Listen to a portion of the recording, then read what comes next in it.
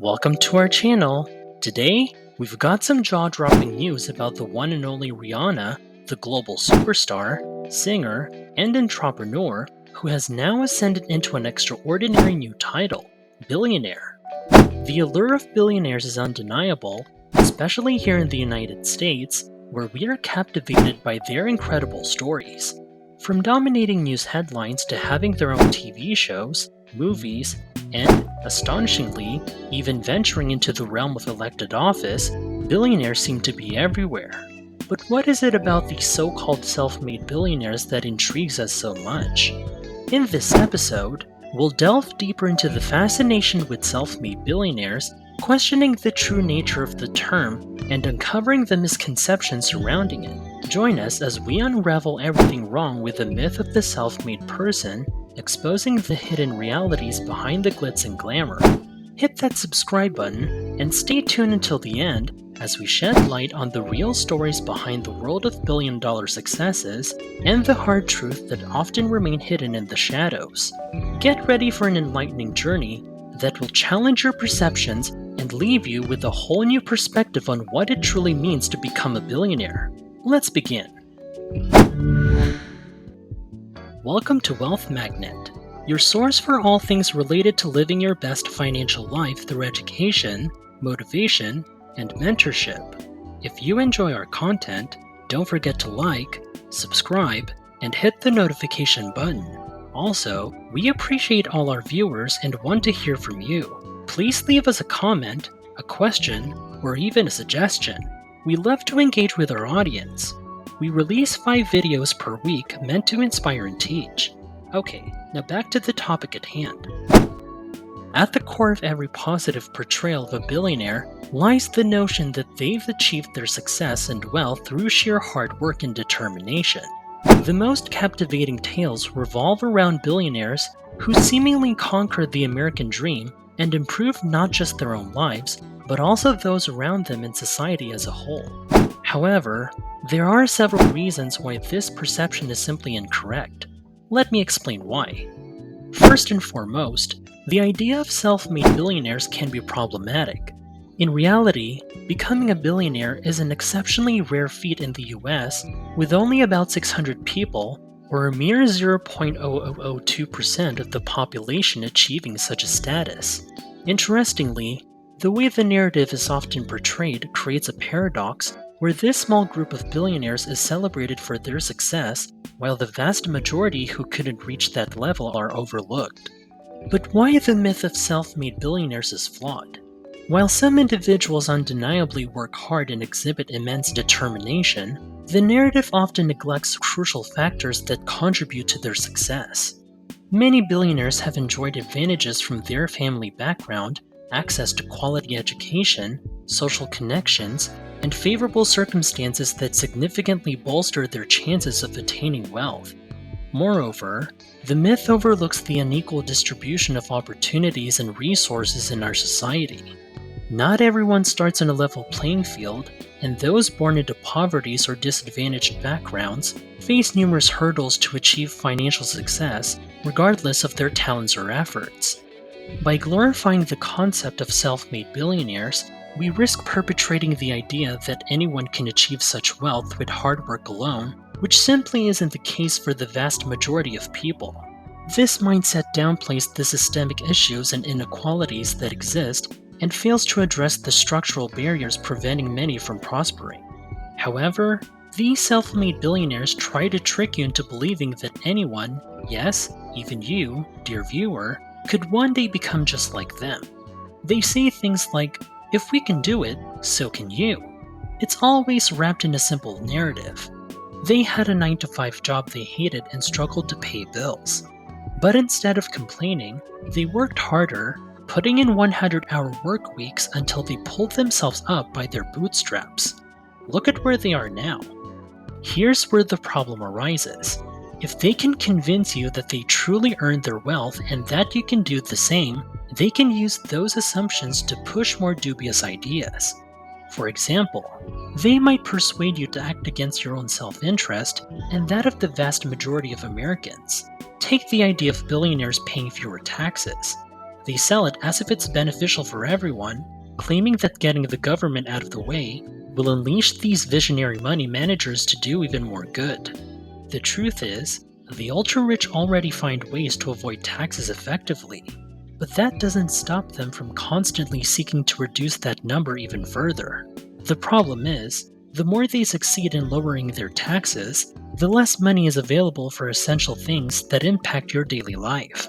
Roads, public services, healthcare, education, and more. They'll hoard wealth they never intended to spend in the first place, and that leaves the rest of us worse off. They want to convince you that one day, you'll be in their shoes and have the same things. They often ask, "What has the government ever done for you?" Well, let's see what it's done for them. But first, let's go back to the stories they tell about themselves being self-made. Take Elon Musk and Jeff Bezos, the beloved billionaire duo of the past decade. They love to spin a captivating tale of their 100% American-made success. Jeff Bezos narrates the story of a young guy who developed a strong work ethic while working at McDonald's. He emphasizes how his hard work led him to Princeton, then Wall Street, and eventually drove him to take a risk by selling books online, starting Amazon from a humble garage. Elon Musk shares a similar account, describing himself as an industrious kid with a passion for science fiction who overcame adversity, student loan debt, and doubters through entrepreneurial brilliance. While elements of these stories might be true, they are embellished to create a false image. The reality is that it wasn't just the novelty of Amazon that made it a massive success, but also the significant head start of a $300,000 initial investment from Jeff's parents. Similarly, Musk's achievements were aided not only by his ingenuity, but also by various other factors. To really emphasize his everyman story, his family gained notoriety for his father's ownership of a profitable emerald mine and involvement in property development during apartheid in South Africa. These folks didn't come from scratch. It wasn't just hard work.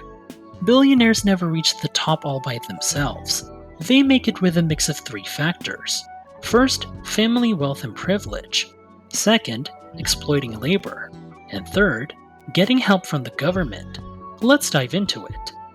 Family wealth and privilege play a significant role in the success of many billionaires who sit at the pinnacle of our social hierarchy. We've already witnessed how family wealth has influenced even those who are considered self-made celebrity billionaires like Musk and Bezos. So, it's no surprise that the majority of billionaires enjoy similar advantageous circumstances. The racial and gender composition of the billionaire class is not a coincidence. It reflects the fact that white men face fewer societal obstacles, resulting in their overwhelming dominance in the Forbes rankings. On the other hand, women and individuals from racial minority groups represent only a small fraction of billionaires. However, it's important to note that not every billionaire's rise to the top can be solely attributed to privilege. If you're familiar with Marxist literature, you'll know that exploitation refers to the expropriation of surplus value from labor by capital. But what does this simply mean? In society, there are two main classes: the owner class, bourgeoisie, and the working class, proletariat. The owners, who have businesses, factories, farms, and so on, offers a deal to the workers, work or starve. Which, as you can imagine, most people have no choice but to take the latter. And here's the deal. The owners say they will pay a certain amount, let's call it Y, for a certain number of hours worked, let's call it X. But for the owner class to make a profit, they need to pay the workers less money than the actual value they produce through their labor. The difference between what the workers create and what they are paid is what Marx referred to as surplus value. In other words, the money the workers generate for the company is always more than the money the company hands back to them in the form of a paycheck. This surplus value goes into the pockets of the company's owners and stakeholders, even those who may have never set foot on the premises. You can get a glimpse of how much value is taken from workers when you look at certain cases, like the Ohio pizza shop that decided to give the surplus value back to its employees for one day. The result was that employees made $78 per hour. Exploitation, as per the Marxist definition, is present in every capitalist business worldwide, whether they acknowledge it or not. Some of the most extreme examples are seen with billionaire-owned companies where figureheads who are no longer involved in the day-to-day operation or only hold stock can walk away with hundreds of millions of dollars annually. But even if we take a more relaxed definition of exploitation, we can still see this kind of behavior contributing significantly to billionaires' wealth. For instance, look at newly minted billionaires like Rihanna's Fenty Beauty factories or Beyoncé's Ivy Park sweatshops. It's evident how sweatshop labor, with grueling hours and unsafe conditions, is exploitative when workers receive mere cents for their hard work, while those at the top amass vast fortunes. It's not just about Rihanna and Beyoncé. Many other mega wealthy individuals partake in similar practices, just in less publicized companies. This kind of behavior raises questions about the notion of being self-made. And that brings us to, you know what's incredibly ironic?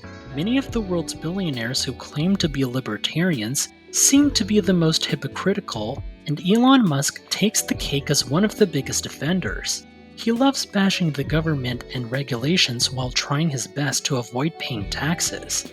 He's a fierce advocate of free markets. However, let's take a closer look at him for a moment. Musk's companies like SpaceX, Tesla, and SolarCity would never made it without a whopping $4.9 billion in government loans and tax breaks. See the irony there? But it's not just Musk. Our current economy is built on a chain of production that's heavily subsidized by public money. These subsidies benefit the profits of a select few billionaires who are hoarding wealth like we haven't seen since the Gilded Age. An excellent example is pharmaceutical research. The government funds significant portions of research for life-saving medication, only for the private sector to swoop in and hike up prices, leaving countless Americans without access to essential health care. The argument for a free market and the risks that come with it doesn't hold up when these billionaires enjoy the largest public money safety nets in society. They receive government help akin to socialism while actively obstructing the rest of us from enjoying similar privileges. Also, they can line their pockets with more money than entire nations. Let's be clear here. No billionaire has reached their status through ethical means. So, treating them as icons of self-made success gives them a pass for their selfish and parasitic behavior. It's time we question the credibility of their so-called libertarian views and hold them accountable for their actions. In conclusion, the world of billionaires and their self-made status is a complex one. From rags to riches, their stories are filled with triumphs and challenges. While hard work plays a role, we also can't ignore the impact of privilege and timing. At the end of the day, let's remember to discuss this topic with respect and empathy, aiming for a more equitable society. Thanks for spending some time with us today. We are so glad you did. If you found value in today's video, please give us a like, hit that bell icon to never miss an upload, and don't forget to subscribe. See you in the next one!